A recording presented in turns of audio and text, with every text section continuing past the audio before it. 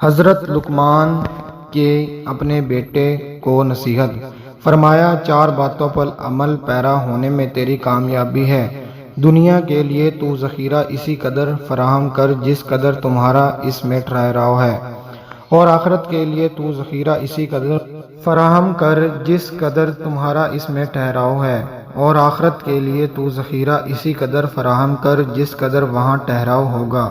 تو خدا تعالیٰ کی عبادت اس طرح قدر کر کے جس قدر تو خدا کی طرف احتیاج رکھتا ہے، اور خدا تعالیٰ کی نافرمانی پر اس قدر جرأت کر جس قدر تو خدا تعالیٰ کے عذاب کی قوت اور برداشت رکھتا ہے۔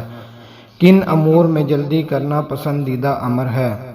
تمام کاموں میں جلدی کرنا شیطان کا شیوہ ہے، مگر 6 باتوں میں جلدی کرنا پیغمبرانہ طریقہ ہے۔ مہمان کے لیے کھانا لانے میں جلدی کرنا، جنازے کے اٹھانے میں جلدی کرنا، کمواری بالغہ لڑکی کی شادی کر دینے میں جلدی کرنا، قرض کی ادائیگی میں جلدی کرنا، گناہ سے توبہ کرنے میں جلدی کرنا، فرض نماز کو اپنے وقت پر جلدی پڑھنا۔ 3 باتوں کو چھوٹا مت سمجھیں۔ دشمن کو چھوٹا مت سمجھیں، فوراً صلح کی کوشش کرو ورنہ دشمنی بڑی ہو جائے گی۔ بیماری کو چھوٹا مت سمجھیں، فوراً علاج کی کوشش کرو ورنہ بیماری بڑی ہو جائے گی۔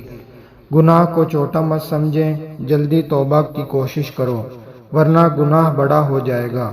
حضرت امام ابو حازم رحمہ اللہ کی نصیحت سلیمان بن عبد الملک کے لیے۔ فرمایا، جہاں اللہ پاک نے جانے کا حکم دیا ہے وہاں سے اللہ پاک آپ کو غیر حاضر نہ پائے، اور جہاں سے اللہ پاک نے منع فرمایا ہے وہاں اللہ پاک آپ کو حاضر نہ فرمائے۔ ویڈیو پسند آئے تو ویڈیو کو لائک کرنا اور چینل کو سبسکرائب کرنا بالکل مت بھولیے گا۔ جزاک اللہ خیر۔